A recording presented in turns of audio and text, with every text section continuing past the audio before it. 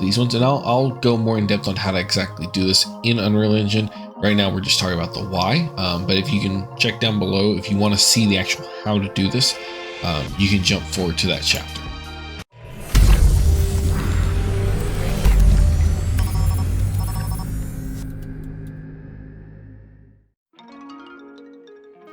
Hey guys, Space Marine 658 here, and I'm here to bring you episode 2 in our series on making your AI creations come to life. Today we're going to talk, as you probably saw in the title, about finite state machines as well as behavior trees. Now, a lot of times people jumping into AI, especially in things like Unreal Engine, which is what I'm going to use as an example, but this kind of applies to a lot of different game engines. A lot of people jump straight into behavior trees. And they focus on that because it's pretty straightforward, especially in something like Unreal Engine. Let me show you here.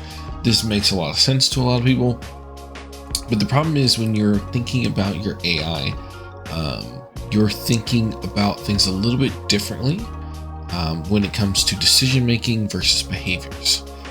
So for example, a lot of behavior trees are really bad at making decisions because they sort of take the tree approach, because behavior trees, I mean, that's trees in the name. They go from top to bottom, left to right. That's sort of the standard practice. But when it comes to decision making, there's a lot of in-between options. There are variables. You might be able to jump from one state to another, and you can't really accurately represent that in a pure behavior tree. And that's why I'm kind of recommending here something a little bit more complex, but also at the same time kind of simpler, in that it sort of separates two parts of what usually is one big tree into two separate pieces.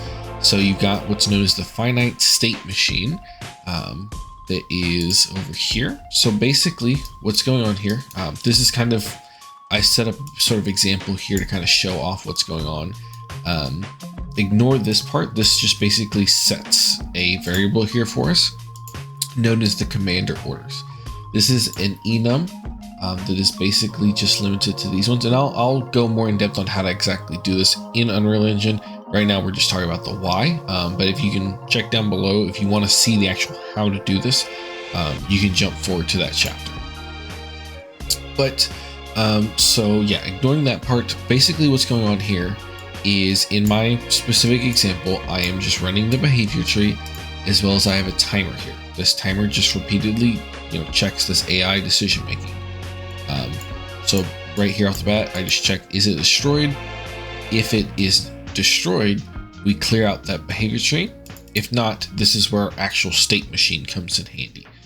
So what a state machine is if you've ever worked on any kind of animation in Unreal Engine, in Unity, in a lot of other engines, they usually have a state machine, but it is a animation state machine.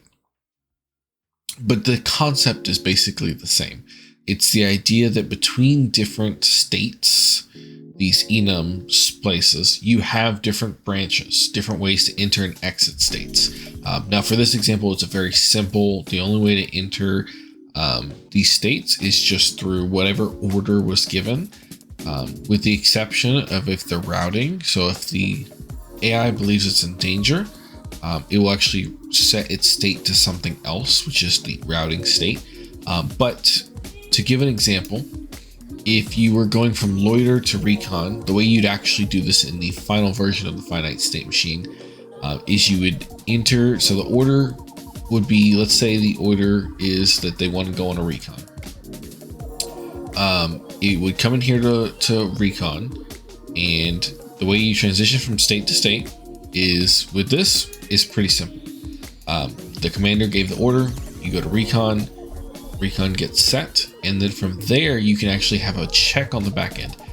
Is something discovered? Did you find the player? If this is true, you can then set the state to chase, or if false, ignore. Like, don't set any state or anything because recon's still set, and carry on. And that is just one example. Of course, you can get really complex, retreat. And this is thinking about it from a ship size. So for example, let me actually pull up here. So in the last video, I kind of went over the different like sort of ways you can design an AI to work certain ways.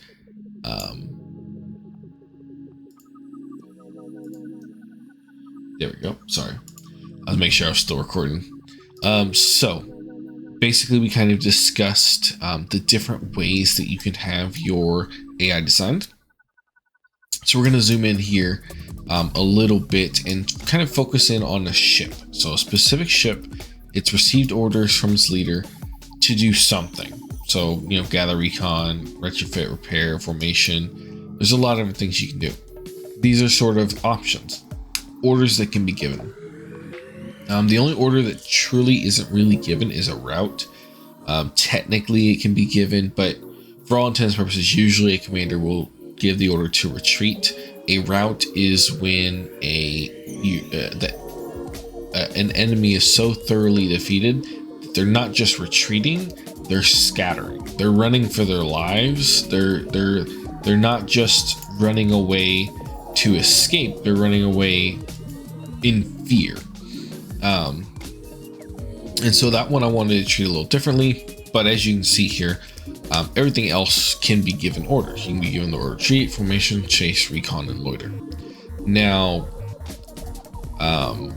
there's a lot of different ways to enter states, and so that's kind of what the state machine is really good at. You can set up a lot of different rules, and if you remove one of these orders, let's say I decide to come in here and say, you know, you can no longer retreat. So in here, I've got two enums, AI state and AI orders. I can come in AI orders here and just remove retreat. Hit save, come back in here. Gives me that because, you know, I have it currently in there. Boom. And in almost any game engine, yes. So this is also going to be inside my actual set orders as well.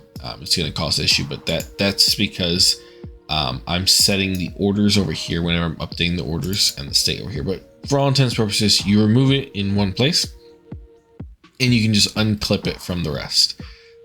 Now that is not something you can normally do in a behavior tree if things are interconnected. If you start connecting a lot of different behaviors together inside of a behavior tree, what ends up happening, oh yeah, because it treats it as a different, what ends up happening,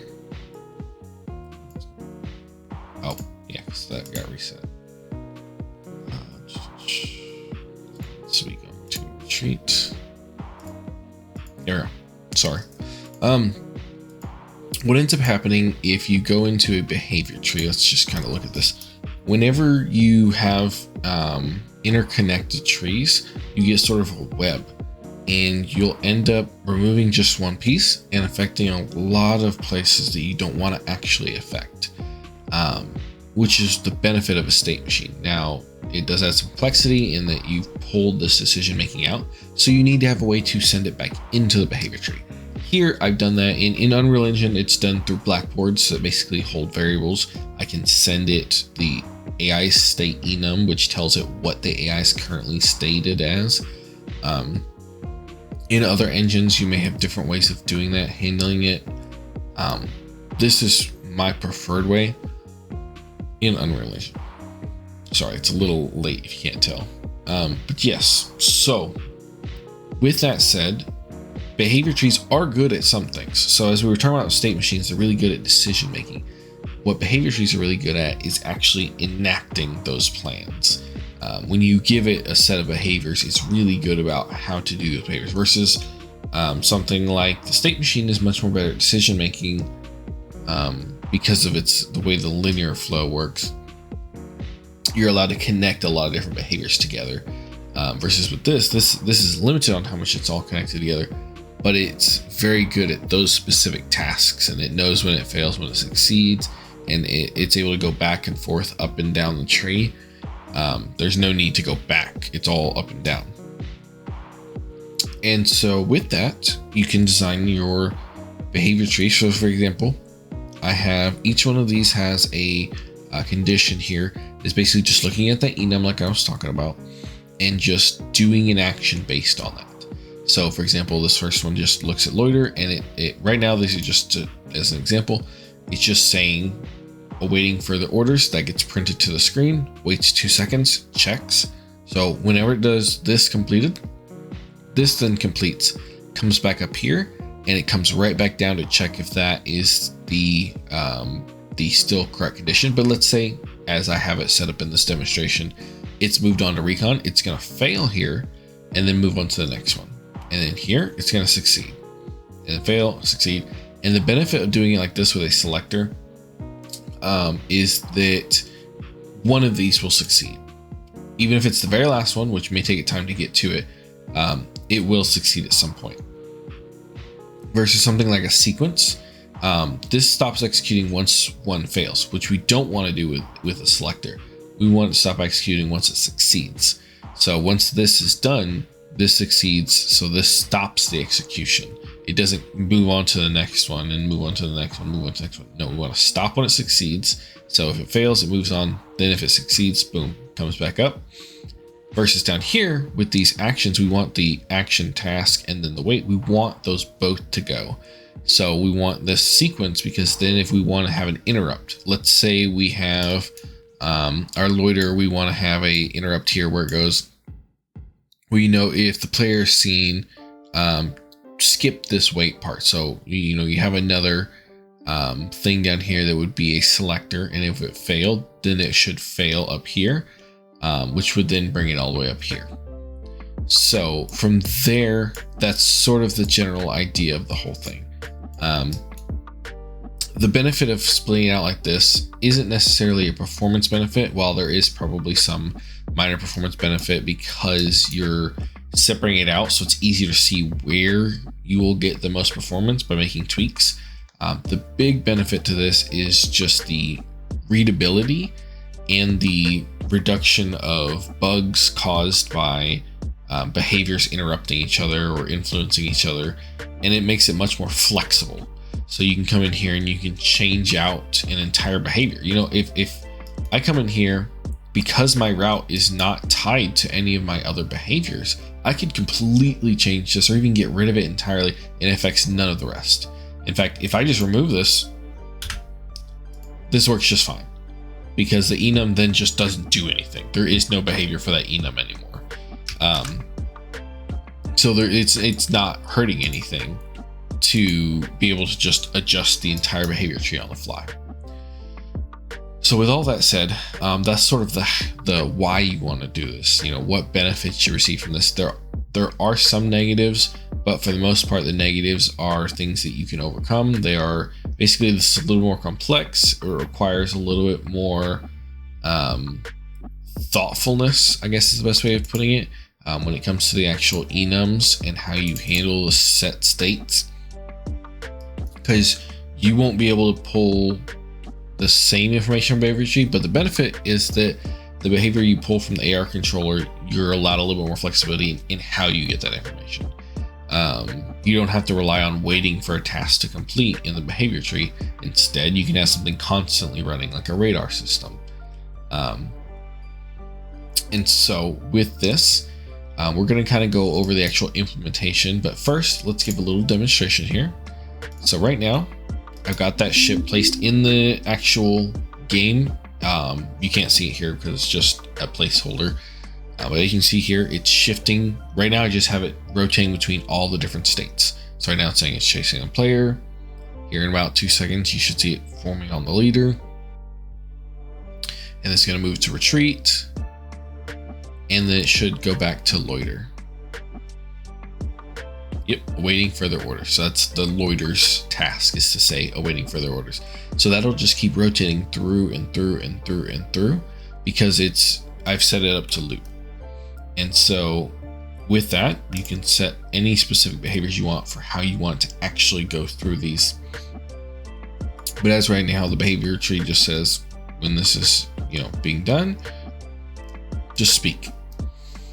So let's actually break it down. So I guess the best place to start is sort of the actual main AI controller. So what I did is I created the ship AI, and then it created a AI controller.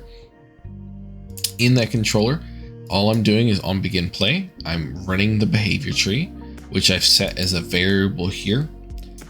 That way, if I want to have multiple types of behavior trees, say I've got a couple different types of ships and I want their attack run to be a little bit different. You know, some may swarm the player, some may stay a distance.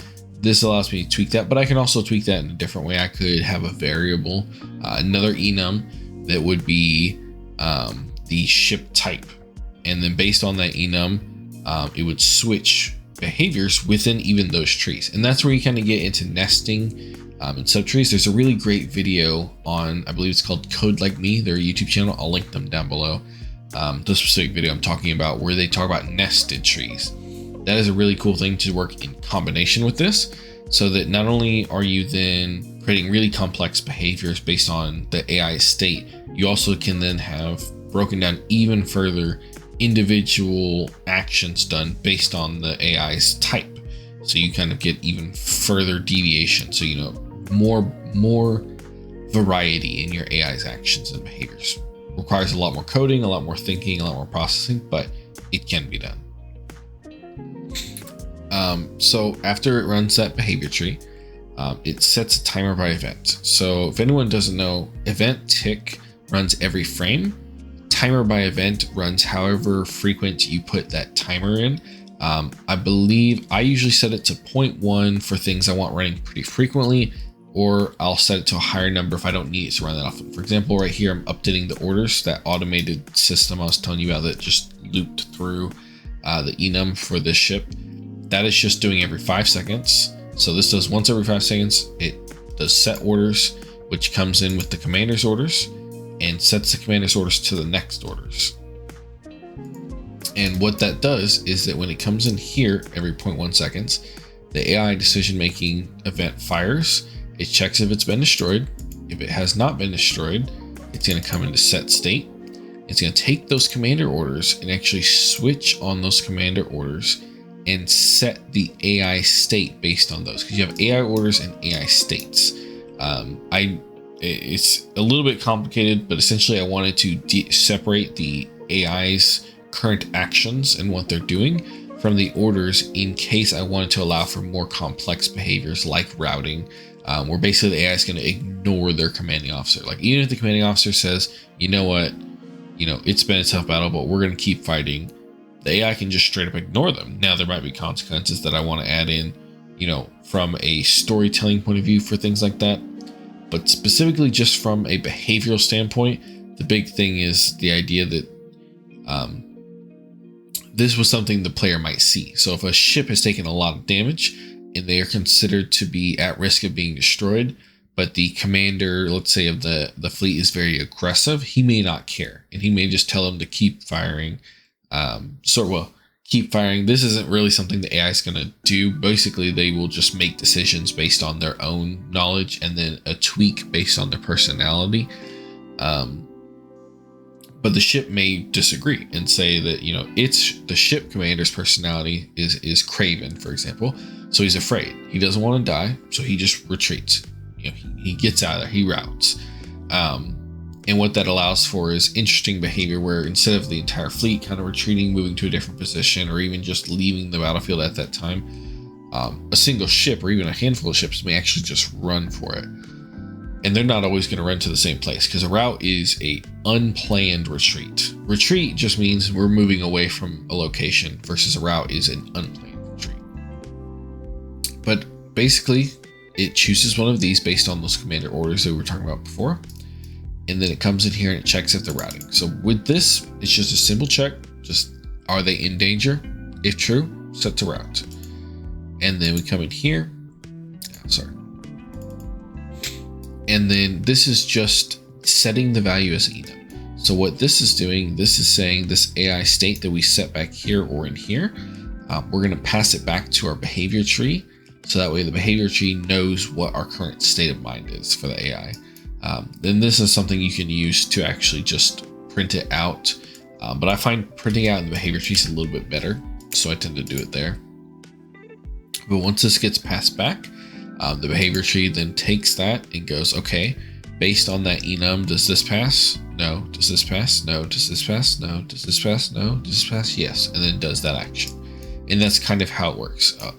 Top down, left to right. Once it gets it, then it does the same thing. So in here, see how this is, these are numbered by the order in which they are done. So for example, this is root 0. So this is the very first thing it's called before everything else. And then it goes 1. If 1 is false, let's say it's not loiter, then it skips 2, 3, and 4 and goes straight to 5. And then from there on, jumps over to 9, to 13, 17, 21. When you get 21, let's say it passes, then it goes to 22, which is a sequence. And since it's a sequence, it starts with the first one. If the first one were to fail for whatever reason, let's say we had a check set up and it was like, you know what, you don't need to tell what the task is, fail. It would come up here and it would just start back over. Because the sequence would fail out, and that sequence failing out would cause this whole thing to start back over. In the same way that basically it's saying that this action, with this example, passing and failing basically are the same, except it gets to skip the wait symbol. Instead of waiting 2 seconds, if it fails here, just boom, restarts. And if it were still true, it would come back in and do it again. So you could actually have it do an infinite loop real fast if for some reason this failed, which is something to keep an eye out for. But usually it's got pretty smart systems built in place where that wouldn't really happen. But if it did, you'd at least know why you're getting so many of those being printed out all at once. So then in here, so this is an example of the AI state that I have set up. I've got loiter, recon, chase, formation, retreat, and route. And then the AI orders itself is basically the exact same thing minus the 1 at the end. Eventually, once these get much more complex, these will be 2 completely different things. Some of these are going to overlap, like chasing and loiter maybe, or recon.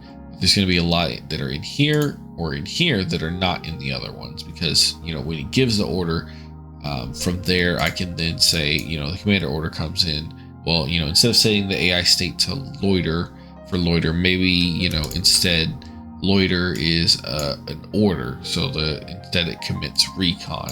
It's sitting around, so the commander says, you're fine to loiter. Oh well, I'm going to actually do some recon. Something to that effect, but probably not that exact one, but you know what I mean. But yeah, so that is, I believe, basically everything covered. If you have any questions, definitely leave them down in the comments below. But that should be pretty much everything for this episode. I believe I want to cover a little bit more as far as the hierarchy structure beyond just this single ship design. But this is basically where I'm at right now, so I wanted to show this off and talk about this. But otherwise, good luck, good hunting.